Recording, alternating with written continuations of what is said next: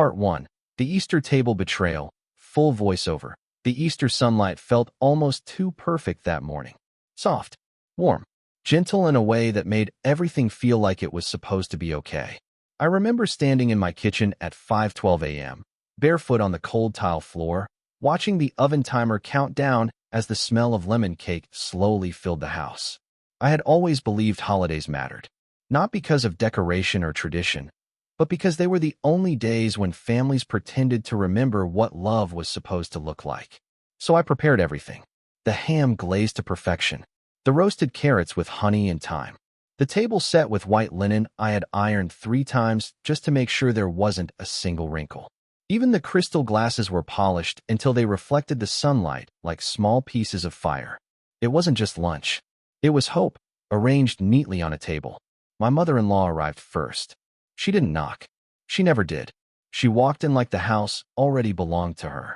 Behind her came my husband, Daniel. Quiet, distant. The kind of silence that had been growing between us for years, but somehow felt heavier today.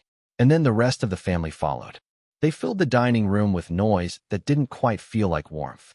Forks touching plates, chairs scraping, small laughter that faded too quickly. I stood in the kitchen doorway for a moment longer than I should have, watching, waiting, hoping.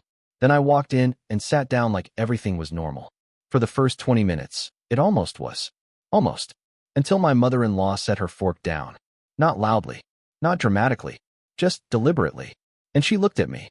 Not the way family looks at each other, but the way someone looks at a problem they've already decided to remove. Once Daniel signs the transfer papers, she said, wiping her mouth gently with a napkin, you'll be out of this house by next week. For a moment, I thought I misheard her. The words didn't match the tone of the day. Easter was supposed to be soft, not sharp, not surgical. I turned slowly toward her. I'm sorry, what did you say? She smiled. Not kindly, not warmly. The kind of smile that doesn't reach the eyes. You heard me, Linda. This house is too big for you anyway.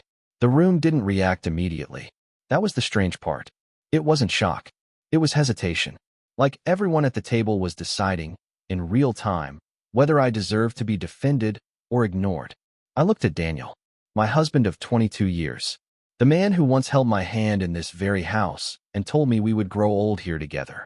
He didn't look at me, not even once. That silence said more than her words ever could. I placed my fork down carefully. The sound of metal touching porcelain felt too loud. I see, I said softly. And I meant it, because in that moment, something inside me didn't break. It clarified, like fog lifting off something I had refused to see for years. They weren't just speaking about me leaving. They were speaking about something they already believed belonged to them. The house, the life, the story, all of it. After lunch, I stood up like nothing had happened. That surprised them more than my silence. Because I didn't cry. I didn't argue. I didn't ask why. I simply began collecting plates. Like I always did. Like I had always been trained to do. Linda, my mother-in-law called after me, her voice sharper now. Don't take too long packing. I already spoke to a realtor. I paused at the kitchen doorway, just for a second. Then I nodded. Of course, I said. And I smiled. But inside me, something else was already moving. Quiet. Precise. Awake. Because what they didn't understand was that I had stopped being afraid a long time ago. I just hadn't told them yet. Part 2. After lunch, no one talked about what had been said. That was the first thing I noticed. Not denial. Not apology. Just avoidance. As if the words spoken at the table had been carefully folded and put away, like a napkin no one wanted to look at again. I stood at the kitchen sink, washing plates that were still warm from the meal. The water ran hot over my hands. Too hot, actually, but I didn't adjust it. Some discomforts are easier to ignore than fix. Behind me, I could hear movement in the house. Soft footsteps, drawer doors opening and closing. The quiet rhythm of people pretending they were busy. But I knew what that sound meant. It meant decisions were being made without me. My mother-in-law's voice carried from the living room. Not loud. Controlled. Certain. I already told the realtor next week works best. The sooner she adjusts, the easier this will be for everyone. I froze for half a second. Just half. Then I continued washing the plate in my hands. Because reacting too early gives people power they don't deserve yet. Daniel walked into the kitchen a few minutes later. He didn't look at me when he spoke. Mom thinks it's better if we simplify things, he said. Simplify. That word almost made me laugh. As if removing a person from their home is just organization. Do you agree with her? I asked quietly. He hesitated. That hesitation said everything. I think it's just temporary, he finally said. Temporary. As if I were furniture. As if I were a problem waiting to be stored somewhere else. I turned off the water and dried my hands slowly. I see, I said again. The same words from lunch. But they felt different now. Colder. More precise. Because patterns always reveal themselves after repetition. That afternoon, I went upstairs. No one stopped me. No one followed. And that silence felt intentional. In our bedroom, I opened the closet. Half of it already looked different. My winter coat had been moved slightly to the side. Not removed, just displaced. Like something that no longer belonged in the center. A small suitcase sat on the bed. I hadn't packed it, so someone else had. I stared at it for a long moment. Not because I was surprised, but because I was finally seeing the shape of what they were planning. Downstairs, I heard laughter. Light, casual, normal. The kind of laughter people use when they want to convince themselves nothing cruel is happening in the same house. I sat on the edge of the bed, and for the first time that day, I let myself remember something I had been ignoring for years. This house had been my decision, my signature, my payments, my responsibility. Every wall, every repair, every tax bill, my name, not his, not hers, mine. And yet, somehow, I had become the least important person inside it. I don't know how long I sat there, but when I stood up again, something inside me had changed. Not anger, not sadness, clarity. Because being underestimated is not the same as being powerless. It just means they haven't looked closely enough yet. I closed the closet door gently, very gently, like I didn't want to disturb the illusion they were building. Then I whispered to myself, okay, not a question, not a warning, just acknowledgement. And downstairs, life continued as if nothing had shifted. But I had already started counting. Part 3 by the next morning, something in the house felt rearranged. Not physically at first, but energetically, like I had woken up inside a version of my life where I had been quietly demoted. I came downstairs around 7:10 a.m. The kitchen was already occupied. My mother-in-law was sitting at the table with a folder open in front of her. Daniel stood beside her, holding a mug of coffee he wasn't drinking. And a woman I didn't recognize sat across from them. A laptop open. Professional posture. Too much confidence for someone who had never been invited into my home before. Good morning, I said. No one responded immediately. That was new. Finally, the woman looked up. Oh, you must be Linda, she said politely. I'm here to help finalize the transition of the property. Transition. That word again. Soft language for something sharp. I sat down slowly at the edge of the table. I didn't know there was a transition happening, I said calmly.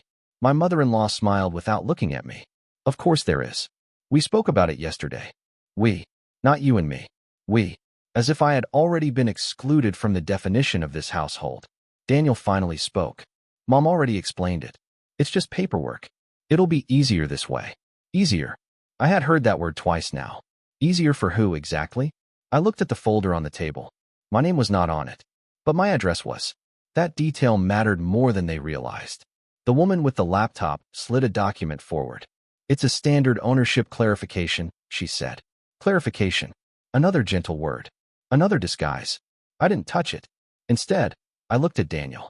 Do you understand what this is? I asked. He avoided my eyes. I think it's just to simplify ownership structure, he said. Structure. As if my life were a building they could redesign. My mother-in-law leaned back in her chair. You've lived here comfortably for years, Linda. No need to make this complicated now. There it was. The narrative. Rewritten. Not as betrayal. Not as theft. But as generosity. As if I had been a guest who overstayed a welcome I never accepted. I stood up slowly. No sudden movement. No emotion they could label as hysterical. I walked to the counter and poured myself a glass of water. The sound of it filling the glass felt louder than anything else in the room. You're saying I should sign something I haven't read properly, I said. The lawyer woman smiled gently. It's straightforward.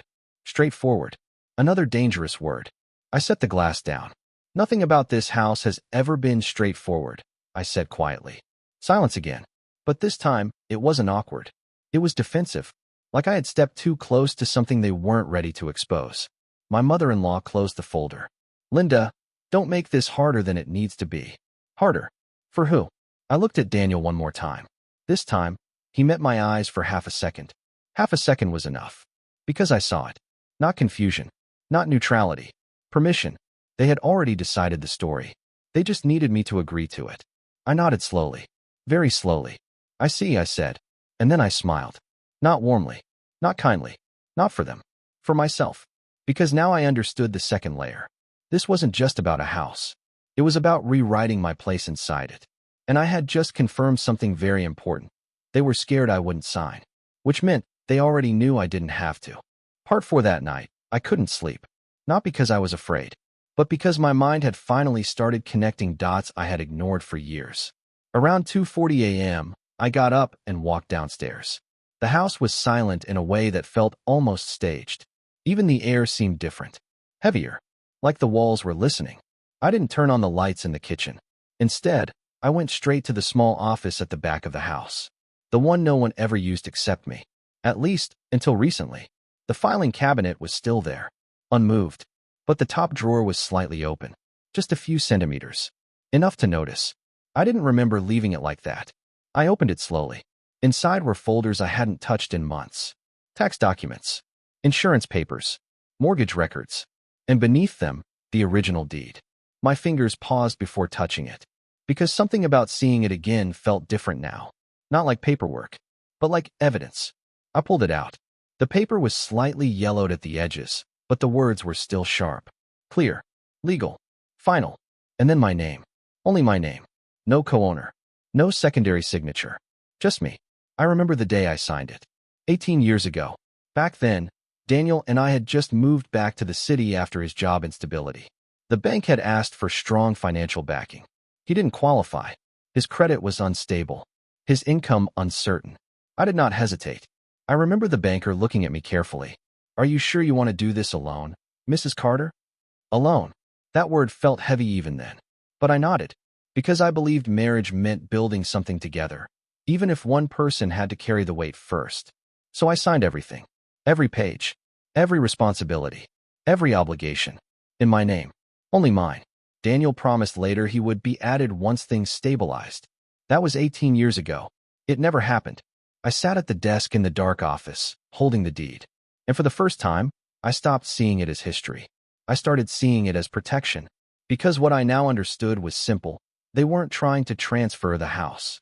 They were trying to rewrite reality, so it looked like I never owned it at all. A slow erasure. Not through force, but through paperwork. Through language. Through assumption. I opened my laptop.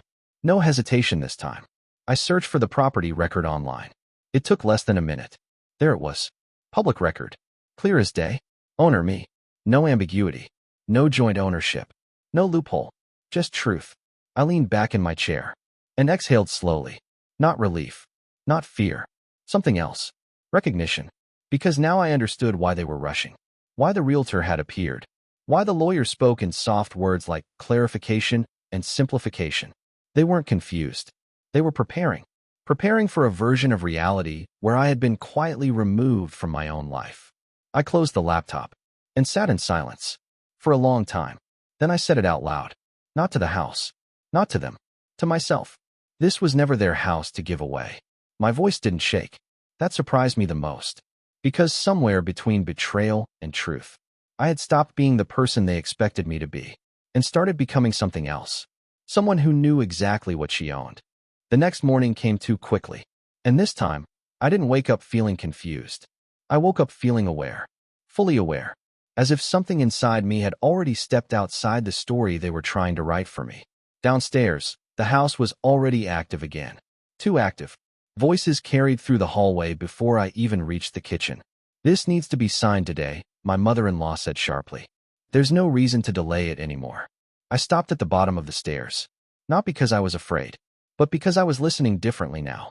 Every word had weight. Every sentence had intention. I walked into the kitchen, and there it was again. The lawyer.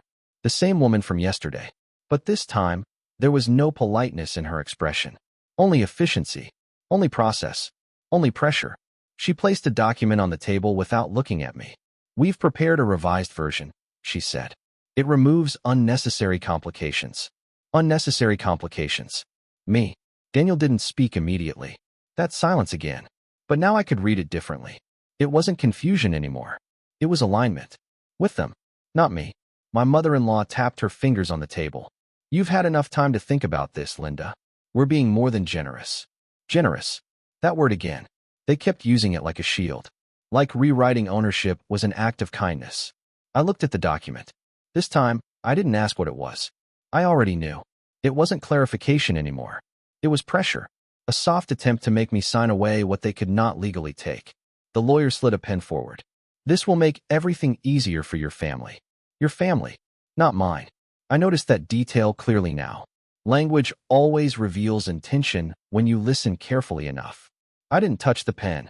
Instead, I sat down slowly. Very slowly. And I said something I had not said before. I would like my attorney to review this. The room changed instantly. Not loud. Not dramatic. But subtle. Like temperature dropping a few degrees. My mother-in-law laughed lightly. Attorney? Linda, this is a family matter. Family matter. Another disguise. Another mask. Daniel finally looked at me directly. For the first time in days. Do we really need to make this complicated? He asked. Complicated. There it was again. Their favorite word for anything that resisted control. I nodded. Calmly. Yes, I said. And I stood up. That was when the shift happened. Not in me. In them. The lawyer closed her laptop slightly. Not fully. Just enough to signal discomfort. I should mention, she said carefully. Once this process escalates, it becomes less flexible. Less flexible. A polite threat. A legal warning wrapped in softness. I smiled. Just slightly. Because now I understood the game completely. They were not trying to convince me anymore. They were trying to intimidate me into silence. But silence was something I no longer owed anyone. I think we are done here for today, I said. My voice was calm. Too calm. And that seemed to disturb them more than anger ever could. I walked out of the kitchen without waiting for permission. For the first time, I felt the house differently beneath my feet. Not like I didn't belong, but like I had been standing in the wrong role in a story I had already written. Upstairs, I made a phone call. One I had been avoiding for years. My attorney. When she answered, I said only one thing. They are trying to force a transfer of my property. There was a pause. Then she said, Good. Now we begin properly. And for the first time since Easter lunch, I felt something shift that wasn't fear. It was structure. Legal structure. Real structure. And outside my window, I could hear the faint sound of the family continuing their conversation below, still believing they were in control. But now, I was no longer reacting. I was preparing. Quietly. Precisely. And without telling them a single word. Part 6. After I made the call to my attorney, everything changed, but not in the way they could see. Outwardly, nothing happened. The house still looked the same. Breakfast still got made. The same chairs still scraped across the same floor. But inside me, something had shifted from reaction to strategy. My attorney, Melissa, arrived 2 days later. She didn't come in like the lawyer they had brought. No performance. No pressure. Just quiet authority. She sat at my kitchen table, looked at the documents, and said only one thing. They're building a narrative. Not a case. That sentence stayed with me. Because it explained everything. This wasn't about ownership confusion. It was about storytelling. Who gets to define reality? And who gets erased from it? Melissa opened her laptop. First thing, she said, we secure everything before they try anything else. That word, secure, felt different now. Not defensive. Preventive. We started with the basics. Property deed copies. Mortgage history. Bank statements going back years. Tax records. Insurance payments. Every document I had signed alone. Every payment I had made alone. She organized them in silence. No emotion. Just structure. Then she asked, has anyone attempted to move or alter documents physically? I hesitated. Then I remembered the closet. The shifted files. The suitcase. Yes, I said. She nodded once. That matters. The next step was digital. We checked county records again. Everything matched. My name. Only my name. Melissa leaned back. This is strong. Too strong for what they're trying to do. And then she said something that changed the tone of everything. They're not just trying to remove you socially. They're testing if you'll disappear legally. Disappear. That word hit differently. Because that was exactly what it felt like. Slow removal. Soft erasure. Not conflict. Replacement. That afternoon, I did something I had never done before. I started documenting. Everything. Every conversation. Every request, every document placed in front of me, every time the word transfer or simplify was used. I wrote it down, not emotionally, just factually. Time, date, context. Then Melissa gave me a small device. A voice recorder, she said. From now on, assume everything matters. That night, I didn't sleep again. But this time, it wasn't chaos in my mind. It was clarity. I replayed every interaction in my head. And suddenly, I saw it differently. The pressure wasn't random. It was coordinated. The lawyer, the realtor, the language, even Daniel's silence. It all followed the same pattern. Control the story, then control the outcome. The next morning, I walked into the kitchen before anyone else.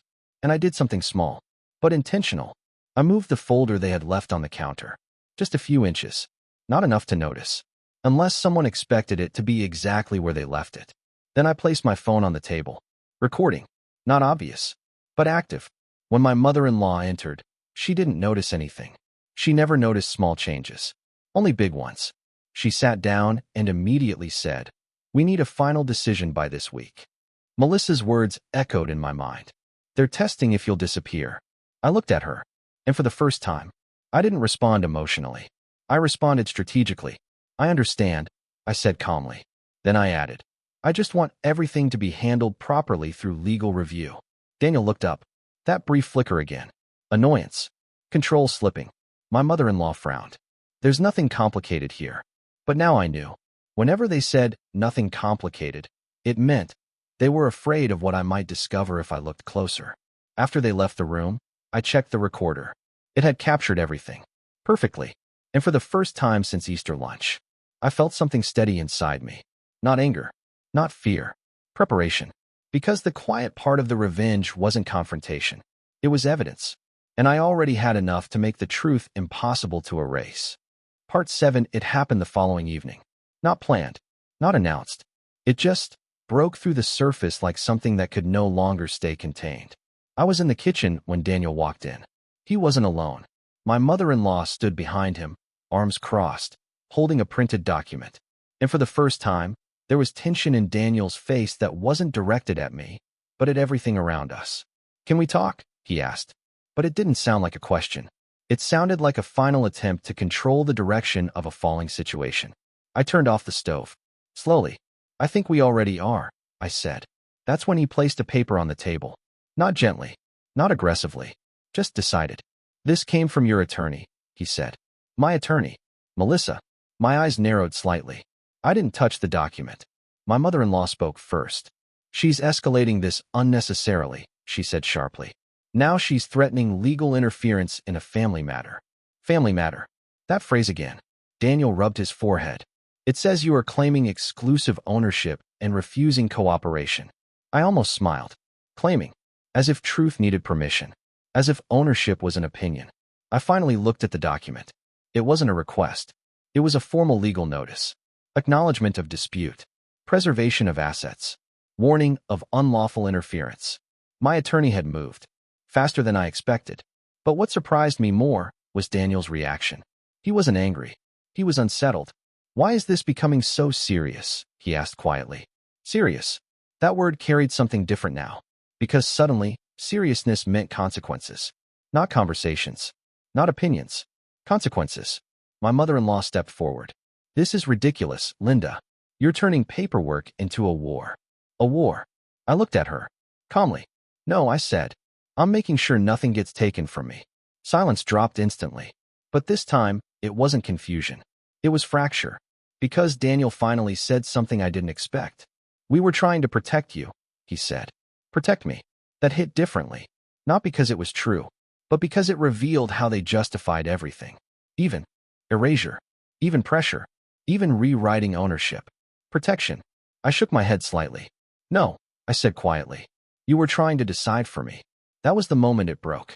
Not loudly, but visibly. Daniel stepped back half a step. My mother-in-law's expression tightened. "You don't understand what you're doing to this family," she said. But I did. More clearly than ever. I was understanding exactly what they were doing to me. My attorney called that night. On speaker. So they could hear. "Everything you've described is consistent with coercive property interference," Melissa said calmly. "If they continue, We escalate to formal litigation immediately. The word litigation filled the room like cold air. Daniel looked at me. For the first time, not as a partner, not as a son, but as someone realizing the ground beneath him was no longer stable. Are you really going to sue us? He asked. I didn't answer immediately, because that wasn't the right question. So I said the truth instead. I didn't start this. A long silence followed. And in that silence, something between us stopped functioning. Not love, not trust, something more basic. Agreement. When I ended the call, my mother-in-law spoke one last time. Her voice lower now. More careful. This will destroy everything you built here. I looked around the house. At the walls I paid for. The floor I maintained. The structure I held together alone for years. And I realized something very simple. They weren't afraid of losing me. They were afraid of losing access to what I built. And that was the first real crack in their control.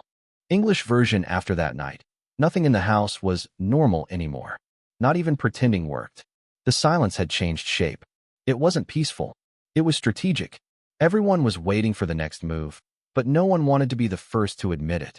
The following morning, I woke up to a message from Melissa. Short, direct. We've officially escalated. They responded. This is now a legal dispute. No emotion, just confirmation. I stared at the message longer than I should have. Not because I was surprised, but because there is a moment in every conflict where denial disappears completely. That moment had arrived. Downstairs, I could hear voices again. But this time, they were sharper, faster, less controlled. When I entered the kitchen, the energy shifted immediately. My mother-in-law was pacing. Daniel was standing near the counter, phone in hand. And there was another man I hadn't seen before. Older, a different lawyer. More aggressive energy. Less clarification. More pressure. He didn't greet me. He looked at me like a problem already classified. We need immediate resolution, he said. No introduction. No softness. Just demand. My mother-in-law pointed at me. She refuses to cooperate.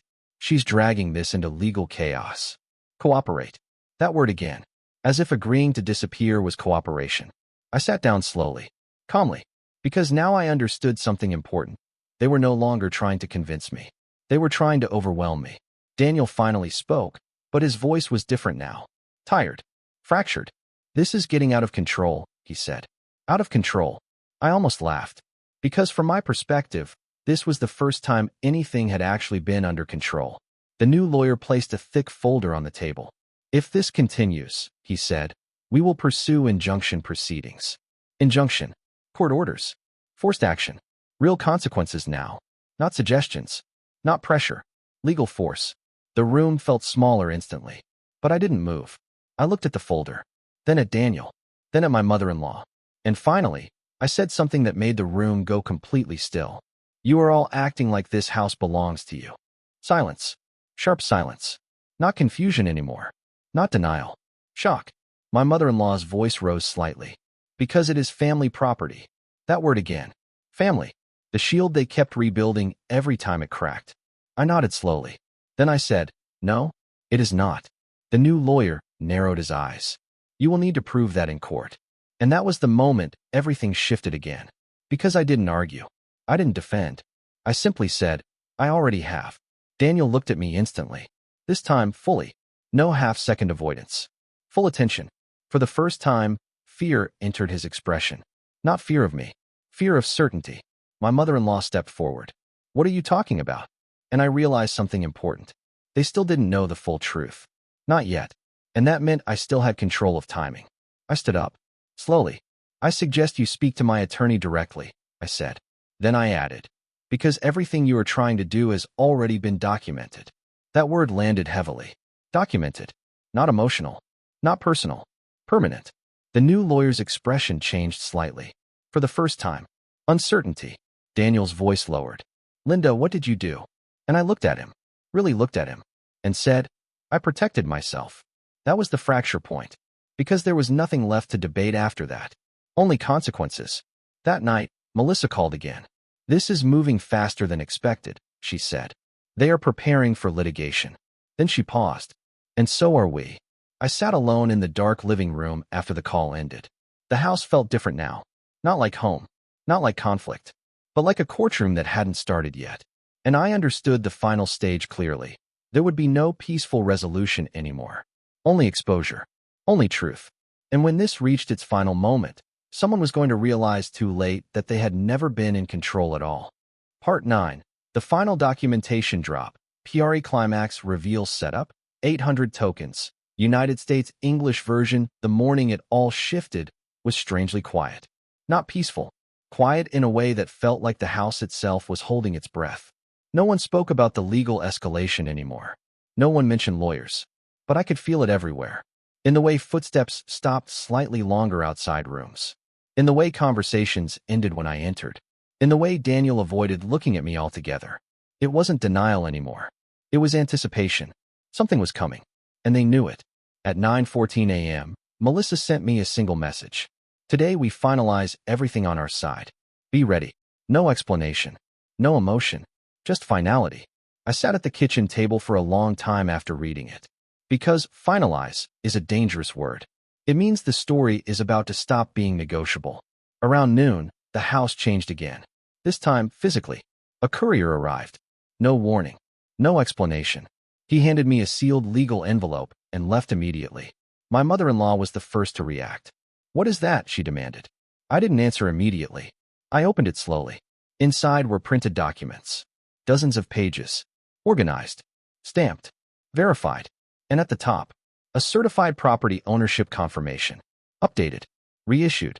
Legally reinforced. My name. Only my name. But that wasn't the part that made the room shift.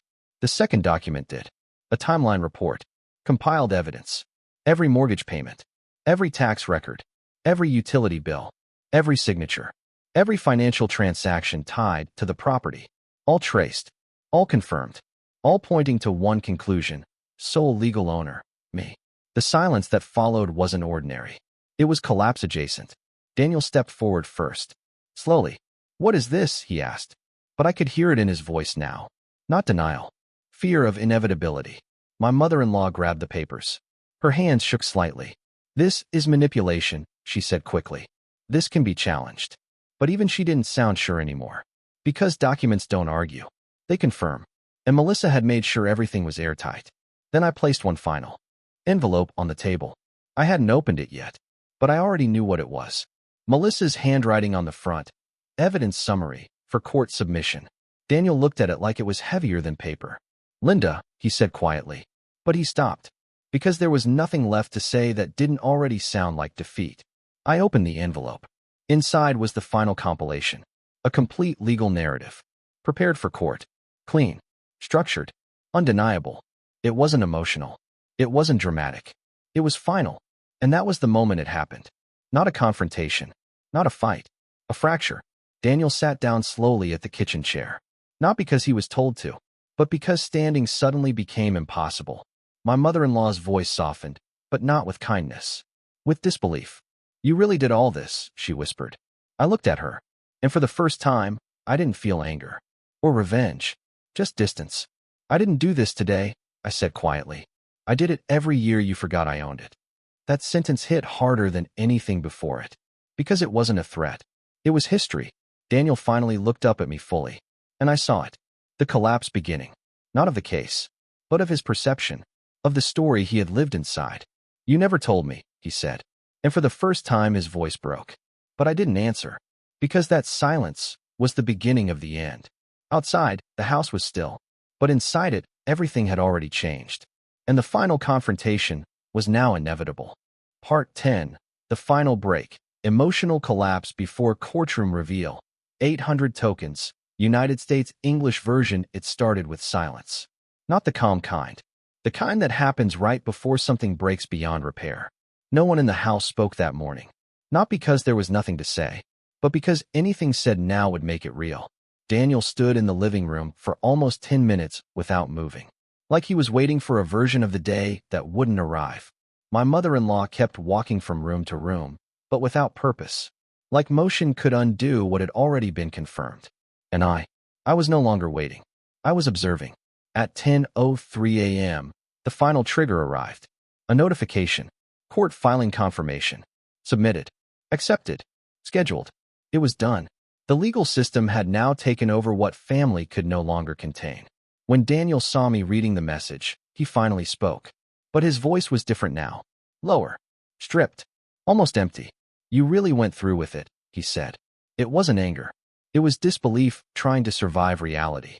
I didn't answer immediately, because there was nothing left to defend. Only truth left to state. My mother-in-law turned sharply.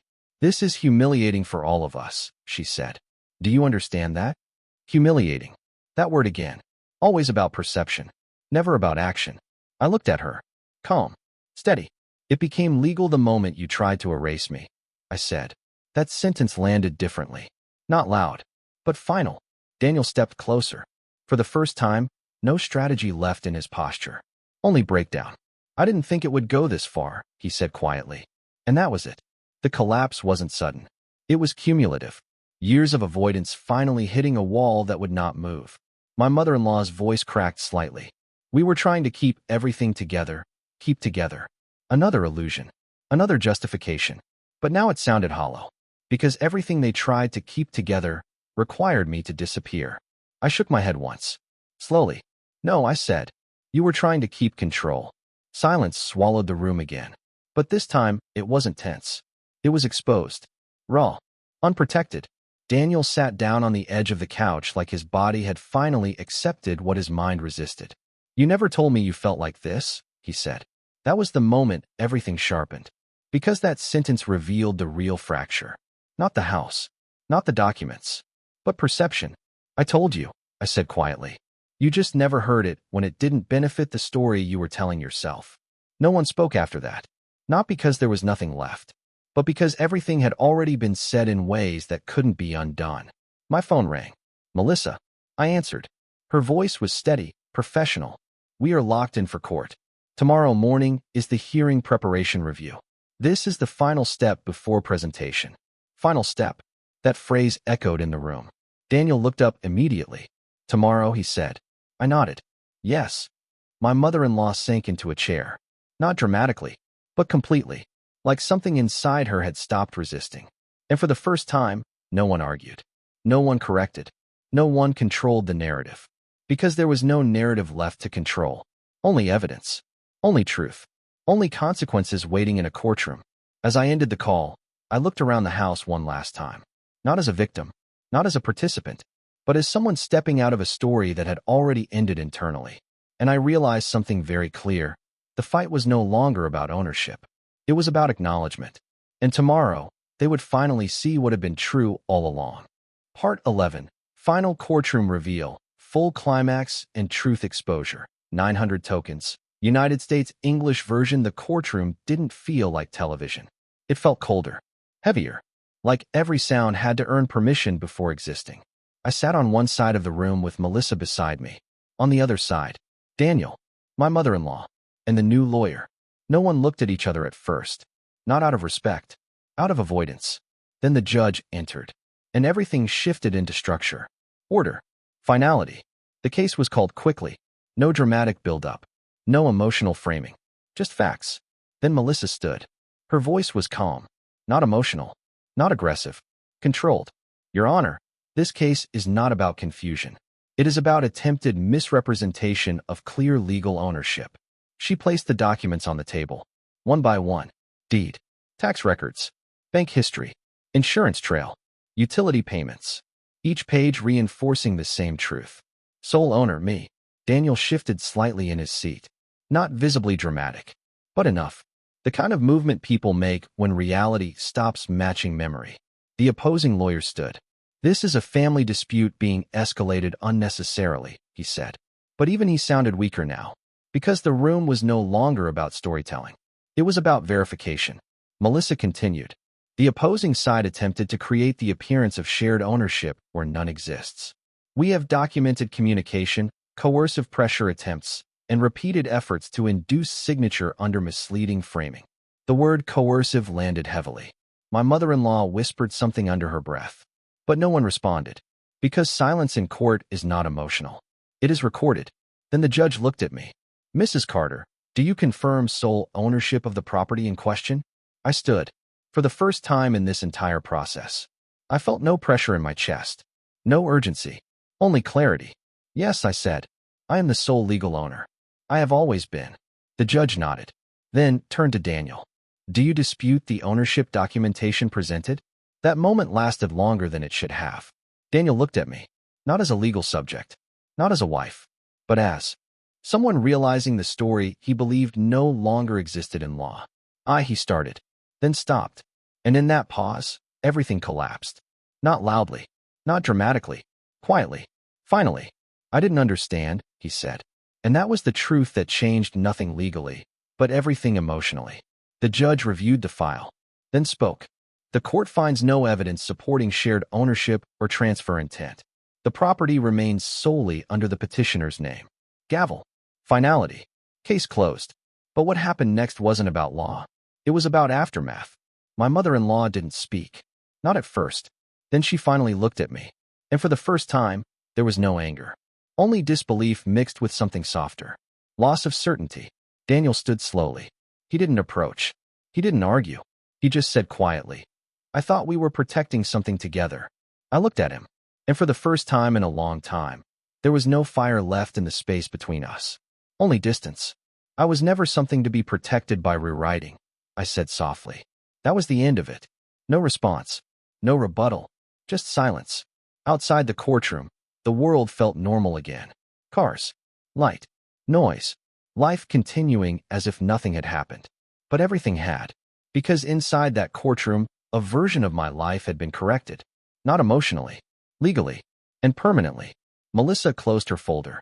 We're done, she said quietly. And for the first time since Easter lunch, I believed her. Part 12, Final Epilogue, Aftermath and Empowerment Ending, 900 tokens, United States English version. The house was quiet again. But this time, it wasn't the same kind of silence. It wasn't tension waiting to explode. It wasn't control trying to hold itself together.